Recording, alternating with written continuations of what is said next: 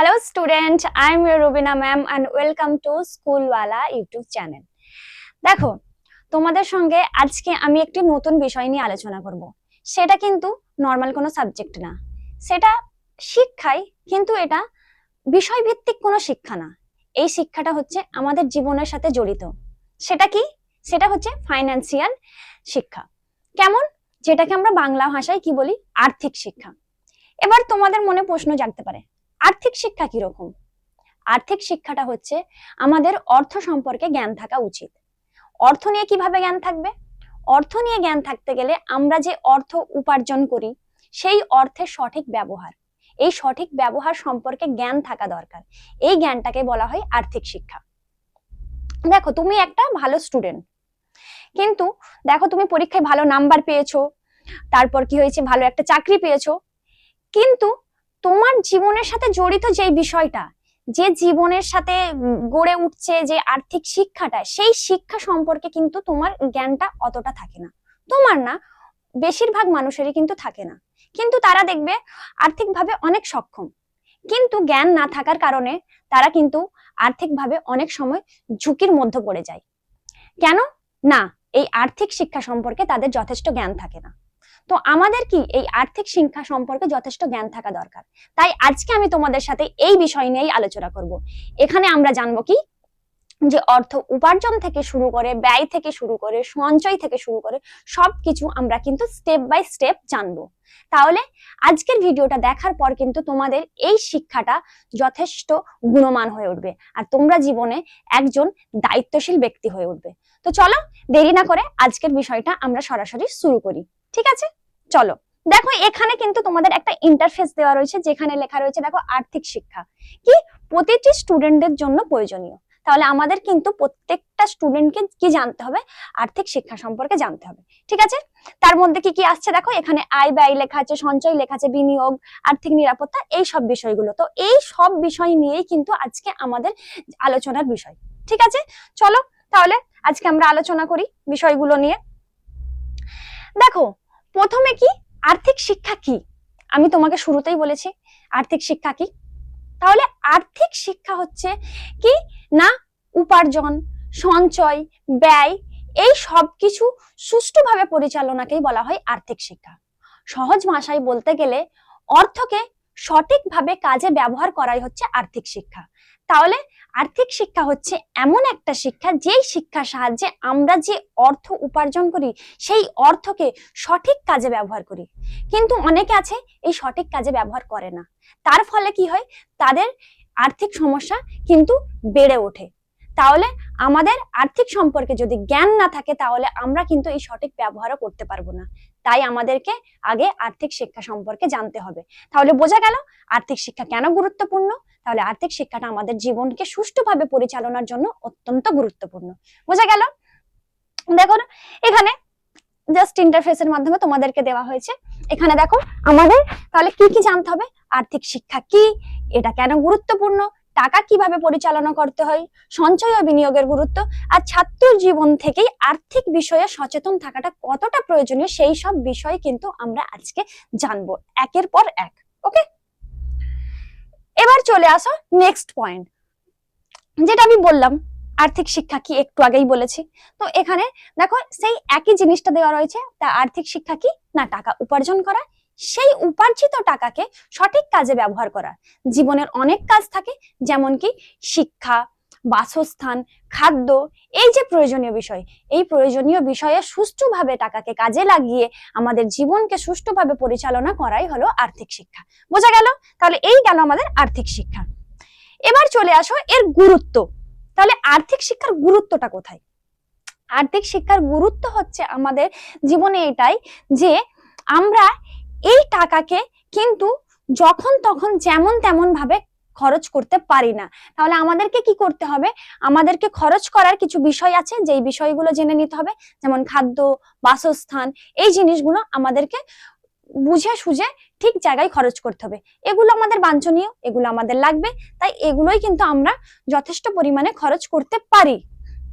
তাহলে এটা না যে আমি খরচ করছি মানে বিলাসিতার মতো রোজের আমি খাদ্যে এত গুণ খরচ করে দেবো, বাসস্থানে বড় বড় বাড়ি বানিয়ে তাতে খরচ করে দেবো না, যতটা প্রয়োজন ততটা আমরা কিন্তু কাজে লাগাবো। তারপর কি করব, তারপর আমাদের কি করতে হবে, ও থেকে আমাদেরকে কিছু সঞ্চয় করতে হবে। তাহলে এই বিষয়গুলো কিন্তু মাথায় রাখতে হবে। তাহলে আর্থিক শিক্ষার গুরুত্ব কেন না, আর্থিক শিক্ষার গুরুত্ব এই জন্য যে আমাদেরকে পার্থক্যটা বোঝায়, যে কোন জায়গায় পার্থক্য। দেখবে একজন অনেক টাকা উপার্জন করে, কিন্তু তাও দেখবে কিছু সময় গিয়ে সে আর্থিক ঝুঁকির মধ্যে পড়ে যায়।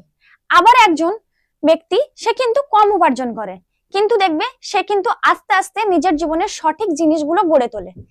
না কেমন ভাবে, না তার এই সম্পর্কে জ্ঞান আছে। কি সম্পর্কে না, আর্থিক শিক্ষা সম্পর্কে তার জ্ঞান আছে। সে কোন কাজে কতটা টাকা ব্যয় করা প্রয়োজন সেটা সে জানে। আর একজন কি করেছে, বিলাসিতায় খরচ করে দিয়েছে। তো দেখবে দুটো মানুষের এই যে ভাবনা চিন্তার পার্থক্য, এই যে জ্ঞানের পার্থক্য, এই পার্থক্যটাই কিন্তু আমাদেরকে গুরুত্বটা বোঝায়। তাহলে পার্থক্যটা কোথায় বোঝা গেল, পার্থক্যটা হচ্ছে টাকার সঠিক ব্যবহার। টাকার শুধু ব্যবহার নয়, সঠিক ব্যবহার। ঠিক আছে, তাহলে টাকাকে আমাদেরকে সঠিক কাজে সঠিক সময়ে এবং অল্প পরিমাণে ব্যবহার করতে হবে।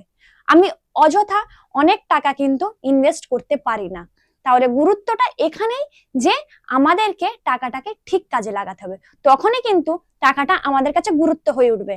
আর টাকাটা যদি আমি অযথা কোনো কাজে লাগিয়ে দিই, সেই টাকাটা কিন্তু বৃথা ছাড়া আর কিছুই না। বোঝা গেল? তাহলে গুরুত্বটা আমাদের এখানে। ঠিক আছে, তো তারপরে কি আছে, তারপরে যে বিষয়টা আমরা জানবো, আয় ব্যয় সঞ্চয়।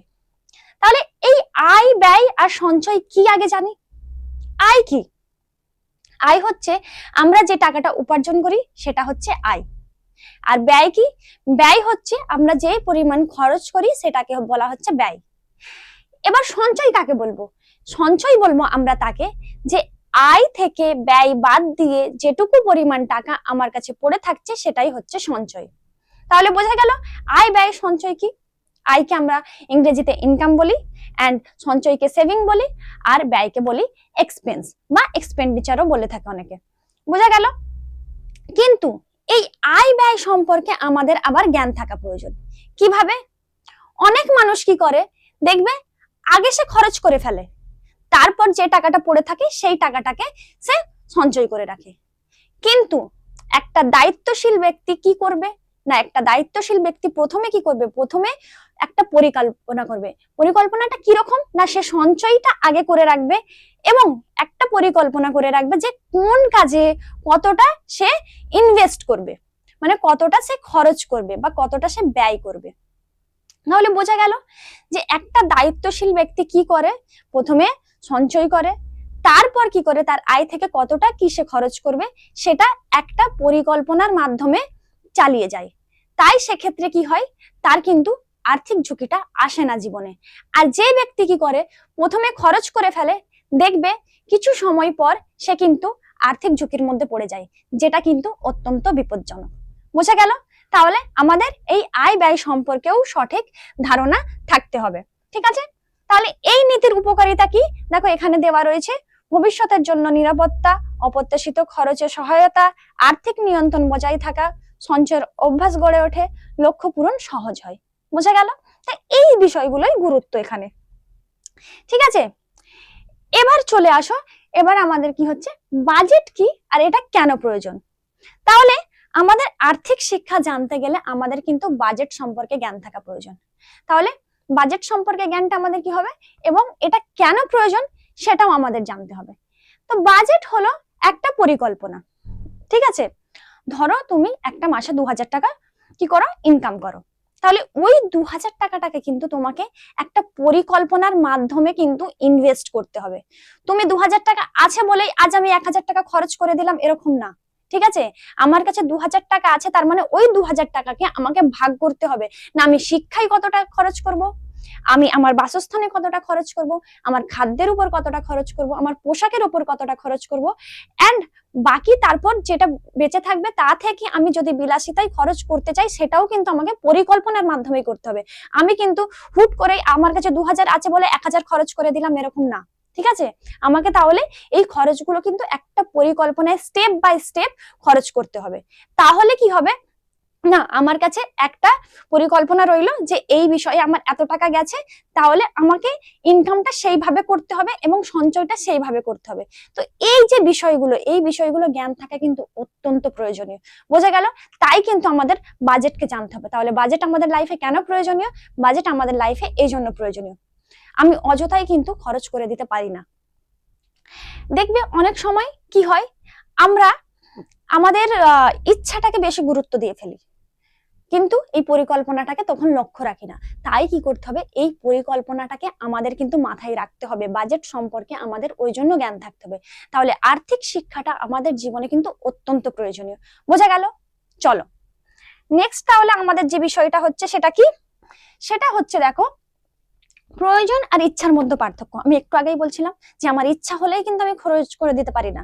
তাহলে আমাকে কি বুঝতে হবে? আমাকে বুঝতে হবে যে আমার প্রয়োজন কোনটা আর আমার ইচ্ছা কোনটা। দেখো দুটো বিষয়, একটা হচ্ছে প্রয়োজন, একটা হচ্ছে ইচ্ছা। তাহলে প্রয়োজন কোনটা? প্রয়োজন হচ্ছে যেটা আমার নিড, মানে যেটা ছাড়া আমার কিন্তু চলা কঠিন। যেমন আমাকে খেতে হবে, মাসতে গেলে তবেই তো আমি উপার্জন করতে পারবো, তাই না? তো তাহলে খাবার উপর আমাকে টাকা খরচ করতে হবে, এটা হচ্ছে আমার নিড।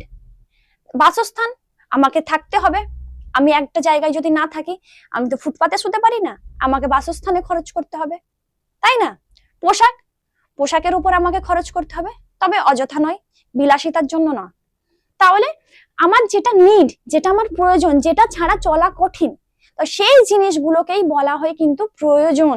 তো ওগুলোতে আমাকে খরচ করতে হবে। কিন্তু এবার যদি চলে আসি ইচ্ছা, ইচ্ছা বা উইল কোনটা? ইচ্ছা বা উইল হচ্ছে আমাদের শখ, যে শখ আমাদের জীবনকে আনন্দ দেয়। কিন্তু এই শখ ছাড়াও কিন্তু চলা কঠিন না, এই শখ ছাড়াও কিন্তু চলতে পারে মানুষ, কিন্তু প্রয়োজন ছাড়া মানুষ চলতে পারে না। যেগুলো নিড, যেগুলো লাগবে, সেগুলো আমাদের লাগবে, কিন্তু ইচ্ছাগুলো আমরা কিন্তু ছাড়াও চলতে পারি। তাহলে আমাদেরকে কি বুঝতে হবে? পার্থক্যটা বুঝতে হবে। তাহলে পার্থক্যটা কি? পার্থক্যটা হচ্ছে যে যেটা প্রয়োজন সেটার উপর আমাকে খরচ যখন করতেই হবে, সেটাই আমি খরচ করব। কিন্তু যেটাই আমার খরচ না করলেও চলবে, সেটাই যদি আমি আগে খরচ করে দিই, কি যেমন দামি মোবাইল, দামি দামি ফ্যাশনের ড্রেস, অনেক কিছু আছে, এই সব জিনিসে আমি অযথা টাকা যদি খরচ করে দিই, তাহলে কিন্তু আমার যে নিড, সেই জিনিসগুলো কিন্তু আমার ঠিকঠাক ভাবে হবে না। আর কি হবে, আমি কিন্তু আর্থিক সমস্যার মধ্যে পড়বো, টেনশনের মধ্যে পড়বো, জীবনে কিন্তু অনেক ঝুঁকি এসে যাবে। তো এই সব চাপ থেকে মুক্ত থাকার জন্য আমাদের কিন্তু এই আর্থিক সম্পর্কে জ্ঞান থাকা প্রয়োজন। বোঝা গেল? তাহলে প্রয়োজন আর ইচ্ছার পার্থক্যটা বোঝা গেল, যে প্রয়োজন ছাড়া আমরা চলতে পারি না আর ইচ্ছা ছাড়া আমরা চলতে পারি। তাহলে দুটো জিনিসের পার্থক্য বুঝে, সেই বুঝে আমাদের কিন্তু খরচ করা উচিত। বোঝা গেল? চলো এবার কি আছে, নেক্সট বিষয়টা দেখি। তাহলে নেক্সট বিষয় বলছে দেখো, জরুরি তহবিল বা এমার্জেন্সি ফান্ড। এটা কি? দেখো আমাদের জীবনে দুর্ঘটনা, বিপদ কিন্তু বলে আসে না। তাহলে আমাদেরকে কি করতে হবে?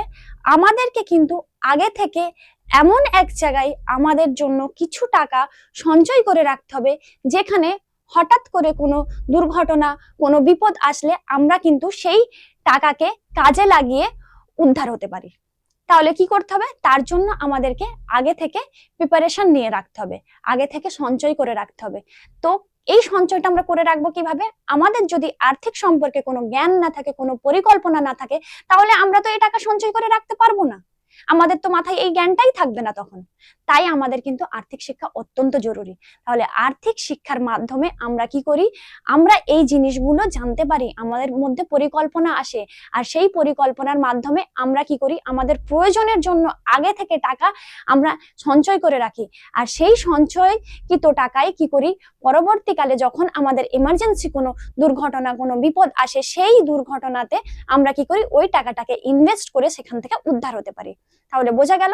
তাহলে এই জন্য কিন্তু আমাদের জরুরি তহবিলেও কিছু টাকা রেখে দিতে হয়, সেটা আলাদাভাবে, সেটা আমরা সেই সময়ে খরচ করতে যেতে পারি। বোঝা গেল? তাহলে আমাদের কিন্তু এই জিনিসটা মাথায় রাখতে হবে। তাহলে আর্থিক শিক্ষার ক্ষেত্রে আমাদের যে যে বিষয়গুলো মাথায় রাখতে হচ্ছে, তার মধ্যে কিন্তু ওটা একটা অন্যতম বিষয়। ওকে, বোঝা গেল? এবার চলে আসো বিনিয়োগ। বিনিয়োগ কি? বিনিয়োগ হচ্ছে এমন একটা জিনিস যেটা আমাদের কি করে আর্থিকভাবে সচেতন করে তোলে। কেমন ভাবে? দেখো, বিনিয়োগ কিন্তু সব সময় খারাপ না, বিনিয়োগ ভালো, তবে বিনিয়োগটা আমাদের বুঝে সুঝে করতে হবে। কিরকম ভাবে? না যদি বুঝে সুঝে করি এটা কিন্তু আমাদের ঝুঁকিপূর্ণ হতে পারে। বিনিয়োগ করতে গেলে আমরা প্রথম ভাবি যে বিনিয়োগ তো ব্যবসায়ীরা করে বা ব্যাংকরা করে, কিন্তু না, প্রত্যেকটা মানুষের জীবনে কিন্তু এই বিনিয়োগ থাকা প্রয়োজন। তো বিনিয়োগ আমরা কিসে করতে পারি? কোনো ব্যাংকে করতে পারি, কোনো মিউচুয়াল ফান্ডে করতে পারি, যেটা কি করবে আমাদের ভবিষ্যতে কি করবে, আমাদেরকে তার পরিমাণে কিছু টাকা এক্সট্রা দেবে, যেটা আমাদের প্রয়োজনে কাজে লাগবে। বোঝা গেল? তাহলে বিনিয়োগও কিন্তু সেই জন্য আমাদেরকে করে রাখতে হয়, আমরা বিভিন্ন বিষয়ে বিনিয়োগ করে ভবিষ্যতে উপকৃত হতে পারি। বোঝা গেল? তাহলে বিনিয়োগ কোথায় কোথায় আমরা করতে পারি? দেখো এখানেও দেওয়া রয়েছে, আমি অলরেডি বললাম। তাহলে ব্যাংকে করতে পারি, কোনো ফান্ডে করতে পারি, মিউচুয়াল ফান্ডে, শেয়ার বাজারে করতে পারি, বা অন্যান্য জায়গাতেও করতে পারি। বোঝা গেল? তাহলে এই বিনিয়োগ গুলোর গুরুত্ব কি? দেখো, বিনিয়োগ করার আগে আমাদের কিন্তু জ্ঞান থাকা দরকার। তুমি ধরো বিনিয়োগ করছো কোনো ফান্ডে, তুমি যদি সেই ফান্ডটা সম্পর্কে কোনো জ্ঞানই না থাকে তোমার, তাহলে তুমি কিভাবে বুঝবে যে ওটা আমাকে কি হারে টাকা দেবে, কত পার্সেন্টে দেবে, বা আমি ওর উপর কতটা পরিমাণে সুদ পাবো? এই যে জিনিসগুলো, এই বিষয়গুলো তাহলে জানতে হবে। তাহলে সব কিছুতে বিনিয়োগ করার আগে সেই বিষয়ে কিন্তু আমার জ্ঞান থাকা উচিত, ঠিক আছে? তাহলে জ্ঞান যদি না থাকে সেই বিষয়ে বিনিয়োগ করা উচিত নয়। কারণ অনেক সময় শেয়ার বাজারে দেখবে অনেকের টাকা কিন্তু জলে ভেসে যায়। কেন? না, তাদের এই সম্পর্কে জ্ঞান থাকে না, তারা অযথা বিনিয়োগ করে, যেখানে বিনিয়োগ করা উচিত সেখানে করে না, আর যেখানে করা উচিত না সেখানে করে দেয়, কারণ তাদের এই আর্থিক সম্পর্কে জ্ঞান থাকে না। তাই আর্থিক সম্পর্কে আগে জ্ঞান গড়ে তুলুন, তারপরে কিন্তু বিনিয়োগ করুন। বোঝা গেল? চলো, তাহলে এরপরে আমাদের আরেকটা বিষয় যেটা জানতে হচ্ছে, চক্রবৃদ্ধি সুদ। চক্রবৃদ্ধি সুদটা কি? চক্রবৃদ্ধি সুদটাও কিন্তু আমাদের আর্থিক শিক্ষার একটা অন্যতম বিষয়, একটা গুরুত্বপূর্ণ বিষয় না, যার সাহায্যে আমরা কি করি, যার সাহায্যে আমরা একটা অর্থের উপর কি করি, সুদ সহ টাকা পাই। একটা আসলের উপর টাকা আমরা নর্মাল পাচ্ছি, কিন্তু এটাতে কি হচ্ছে, এটাতে আমরা সুদ সহ টাকা পাচ্ছি। এই চক্রবৃদ্ধি সুদ যেটা আছে, এই সুদটা আমাদের কি করে, টাকার পরিমাণ দ্রুত বাড়িয়ে তোলে। তাহলে আমরা যদি অল্প বয়স থেকে ইনভেস্ট করতে স্টার্ট করি, তাহলে ভবিষ্যতে গিয়ে কিন্তু এই টাকাটা আমরা শুধু আসল টাকার উপর নয়, এটা সুদের উপর, টোটাল অ্যামাউন্টের উপর কিন্তু আমরা দ্রুতভাবে টাকা বৃদ্ধি করতে পারবো। তো তাহলে আমাদের এই চক্রবৃদ্ধি সম্পর্কে জ্ঞান থাকা উচিত। বোঝা গেল? দেখো, মূল টাকা সুদ যোগ হলো, তারপরে কি মোটের উপর আবার সুদ, সময়ের সাথে কি হলো, এটা দ্রুত বৃদ্ধি পেল। বোঝা গেল? তাহলে এই যে চক্রবৃদ্ধি সুদ, এটা কিন্তু একটা অত্যন্ত গুরুত্বপূর্ণ বিষয় আর্থিক শিক্ষার ক্ষেত্রে। তাহলে এই বিষয়টা সম্পর্কে তোমাদের কিন্তু একদম জ্ঞান থাকা উচিত, কারণ তোমরা তবেই কিন্তু অল্প বয়স থেকে ইনভেস্টার হতে পারবে, আর সেই ইনভেস্টের মাধ্যমে তুমি কিন্তু দ্রুত হারে নিজের টাকাকে বৃদ্ধি করতে পারবে, আর সেই টাকাকে কি করতে পারবে, সেই টাকাকে প্রয়োজনে তোমার কাজে লাগাতে পারবে। সেটা এমার্জেন্সি কাজেও হতে পারে, বা তোমার কোনো শখের কাজেও হতে পারে। কিন্তু তা বলে তোমার কাছে টাকা নেই, তোমার কোনো দ্রুত বৃদ্ধি ঘটেনি, সেক্ষেত্রে তো তুমি শখে কাজে লাগাতে পারবে না। তাই তোমার কিন্তু এই বিষয়ে জ্ঞান থাকা প্রয়োজন। বোঝা গেল? চলো, এবার নেক্সট বিষয় যেটা জানবো, সেটা হচ্ছে আমাদের ঋণ সম্পর্কে সচেতন। তাহলে দেখো, এই যে ঋণ, এই ঋণ কথাটা শুনে আমাদের মাথার মধ্যে আসে যে ঋণ মানে একটা বোঝা। আগেকার যুগে যেমন কর চাপানো হতো, সেরকম যেন করের বোঝা মনে হয়। কিন্তু ঋণ কিন্তু সব সময় করের বোঝা হয় না, ঋণ কিন্তু সব সময় আমাদের কাছে বিপজ্জনক হয় না, ঋণ কিন্তু আমাদের কাছে অনেক সময় ভালোও হয়। তাহলে ঋণ কিন্তু সেই বিষয়ে নেওয়া উচিত যেই বিষয়ে আমার প্রয়োজন। ধরো তোমার শিক্ষার ক্ষেত্রে, বাসস্থানের ক্ষেত্রে, খাদ্যর ক্ষেত্রে তোমার ঋণের প্রয়োজন, এবং তোমার যদি ওই ঋণ মেটানোর মতো পরিশোধের মতো ক্ষমতা থাকে, তাহলে কিন্তু এই বিষয়ে জ্ঞান রেখে তোমার কিন্তু ঋণ নেওয়া প্রয়োজন।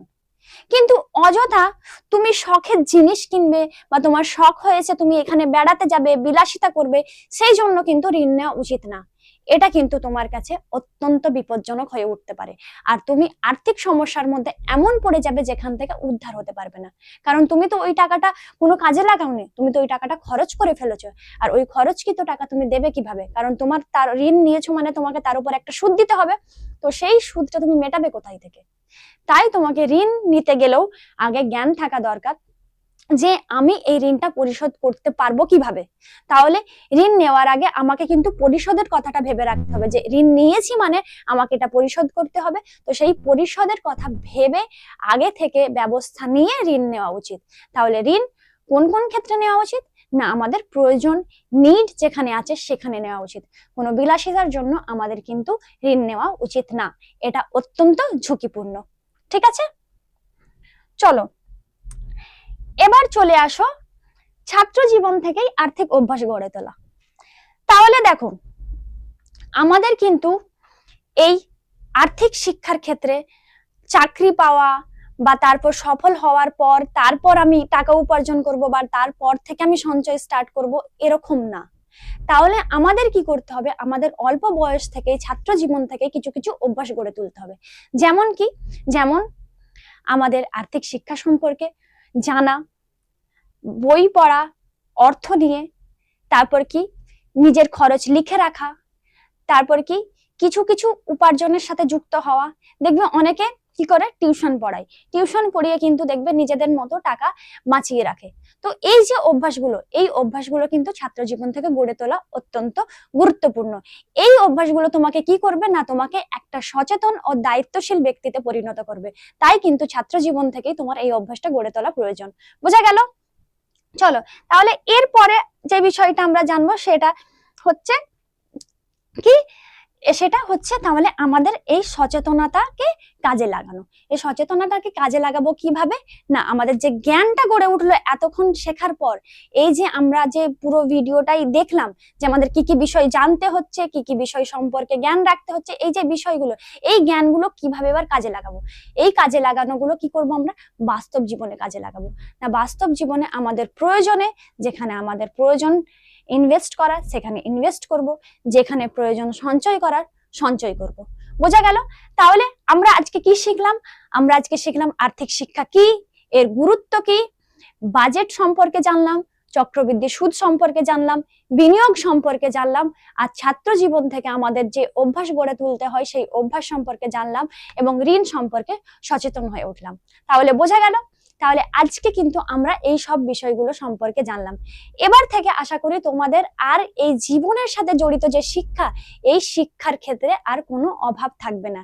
তাহলে দেখো, তোমরা কি শিখে গেলে? তোমরা কিন্তু বাংলা, ইংরেজি, ম্যাথ এই সব বিষয়ের পাশাপাশি কিন্তু আরেকটা বিষয় শিখলে। সেটা কি হলো? সেটা হচ্ছে আর্থিক শিক্ষা, যেটা তোমাদের জীবনে অত্যন্ত গুরুত্বপূর্ণ, যেটা আমাদের জীবনকে একদম দায়িত্বশীলতার সাথে চলতে সাহায্য করবে। বোঝা গেল? তাহলে এই ছিল কিন্তু আমাদের আর্থিক শিক্ষা। বোঝা গেল? তাহলে আমাদের আর্থিক শিক্ষা সম্পর্কে তোমাদের যে জ্ঞান দেওয়ার ছিল, জ্ঞান না অ্যাকচুয়ালি শিক্ষা দেওয়ার ছিল। শিক্ষাটা কি না, জীবনে তোমরা যাতে গুরুত্বপূর্ণ বিষয়গুলো ভাবনা চিন্তা করে, বিচার বিবেচনা করে দায়িত্বশীলতার সাথে চলতে পারো, সেই বিষয়গুলোই কিন্তু আজকে তোমাদের কাছে জানানোর ছিল। তাই আমি কিন্তু আজকে তোমাদের কাছে এই আর্থিক শিক্ষা বিষয়টা নিয়ে এসেছিলাম। তাহলে আজকের ক্লাসটি এই পর্যন্তই।